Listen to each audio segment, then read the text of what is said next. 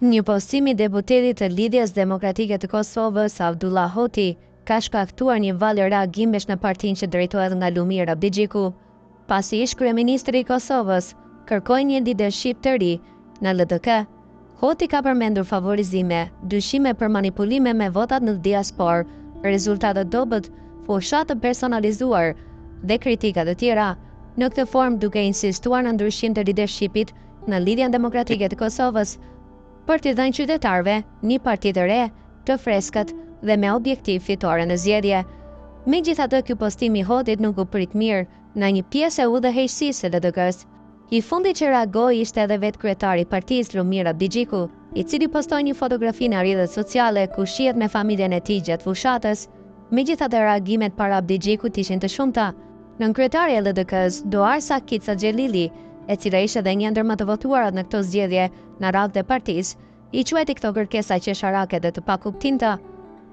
Si nën kryetari e LDK-s deklaroi se kjo është kërkesë qesharake, strukturat e LDK-s i kanë dhënë dhe japin mbështetje të plot kryetarit aktual të partisë, i cili partinë e mori me rënë më të madhe historike në 12% dhe e ktheu në trendin më të madh historik të ngritjes me 70% rritje, ka thënë ajo të martën.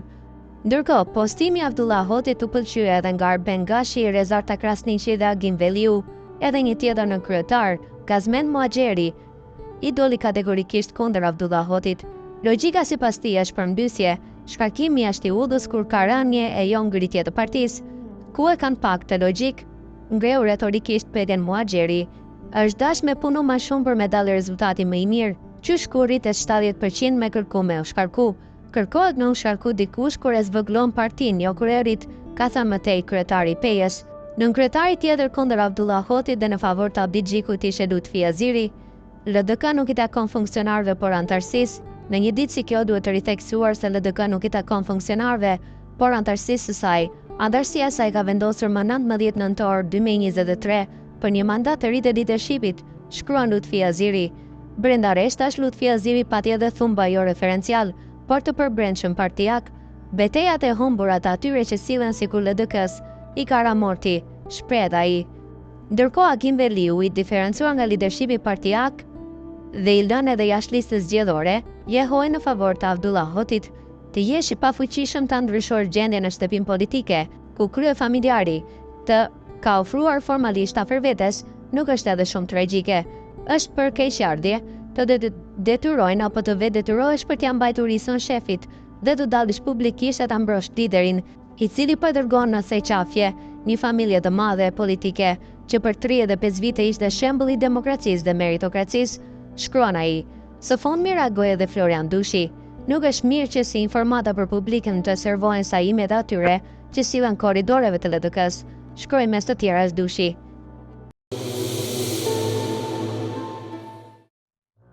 Ish kryeministri dhe deputeti i zgjedhur i Lidhjes Demokratike të Kosovës, Abdullah Hoti, e konsideron të pakënaqshëm rezultatin partijak të arritur në zgjedhjet e nënshkurtit. Hoti ka kërkuar reflektim të thellë nga strukturat e LDK-s, duke theksuar se për të rikthyer besimin e qytetarëve dhe forcimin e partisë, LDK-ja ka nevojë për një leadership të ri, me një qasje ekipore dhe transparencë të plot, karshi strukturave të partisë. Ai ka shprehur minjoje të thellë për çdo qytetar që ka besuar te Lidhja Demokratike e Kosovës dhe për përkushtimin e tij për të qenë një zë i fuqishëm në kuvendin e ardhshëm. Megjithatë, Hoti thekson se rezultati zgjedhor për LDK nuk është i kënaqshëm dhe se nuk ka arritur nivelin që ishte pritur pas 4 vitesh përgatitje. Hoti vëren se disa faktorë si opozitarizmi i partisë gjatë 4 viteve të fundit, riorganizimi i degëve të LDK-s dhe qasja gjatë fushatës zgjedhore nuk kanë qenë të mjaftueshme për të fituar besimin e qytetarëve. Në lidhje me votat e diasporës, ai shpreh shqetësim për disproporcionin e votave për lëvizjen vetëvendosje në ambasada dhe për disa kandidatë të LDK-s që janë votuar në mënyrë të tepërt përmes postës. Ne minjohet të thellë falenderoj çdo qytetar për besimin në Lidhjen Demokratike të Kosovës, si dhe për përkushtimin tim për të qenë zëri juaj në kuvendin e ardhshëm. I siguroj të gjithë ata që ma besuan votën se do të jem një zë i fuqishëm dhe i pa kompromis në mbrojtje të interesave të secilit qytetar dhe të Republikës së Kosovës. Dëshiroj të falenderoj strukturat e LDK-s për punën e bërë në këtë fushat, kryesin, kryetarët e degëve dhe të nën degëve me strukturat e tyre. Të gjithë kemi punuar sa kemi mundur dhe ditur për të siguruar besimin e qytetarëve në programin dhe ekipin e LDK-s.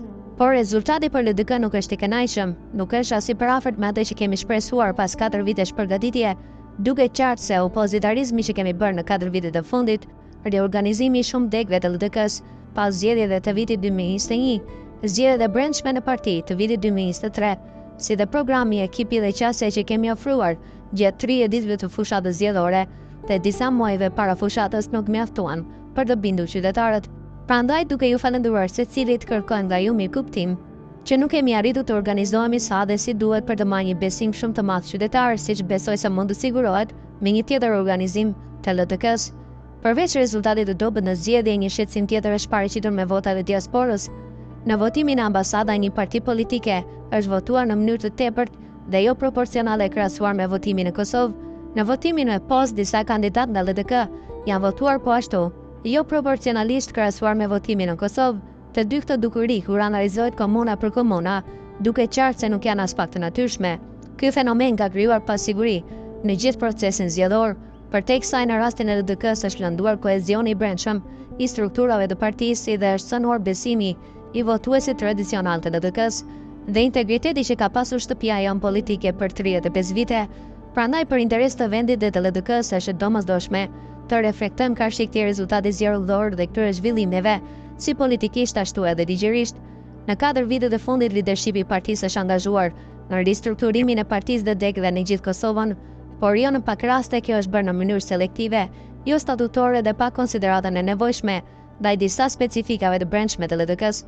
Këto specifika janë unike, e cila si parti 35 vjeçare i ka dhënë Kosovës 2 president, 3 kryeministra, 10 ministra e zëvendësministra, qindra deputetë zyrtar të lartë shtetëror, orientimi i lidershipit aktual për të bërë prerje të panatyrshme, si dhe distancimi nga e kaluara lavdishme shtetformuese e LDK-s, pavarësisht sfidave e lëshimeve gjatë rrugtimit të lidershipeve të kaluara, ka zvetnuar besimin e elektoratit tradicional të LDK-s.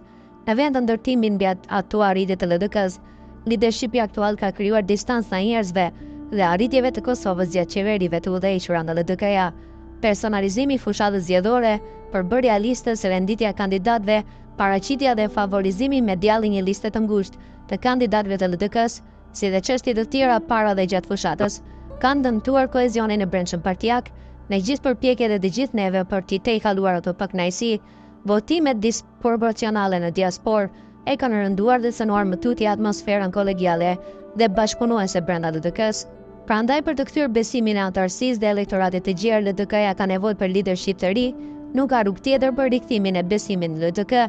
LDK-ja ka nevojë për një lidership me qasje ekipore që është gjithëpërfshirës, me orientime të qarta politike të qendrës së djathtë, që mbledh rreth vetes profesionistë dhe rikthen LDK-n në epiqendrën e profesionistëve më të mirë të Kosovës, siç ka qenë dikur.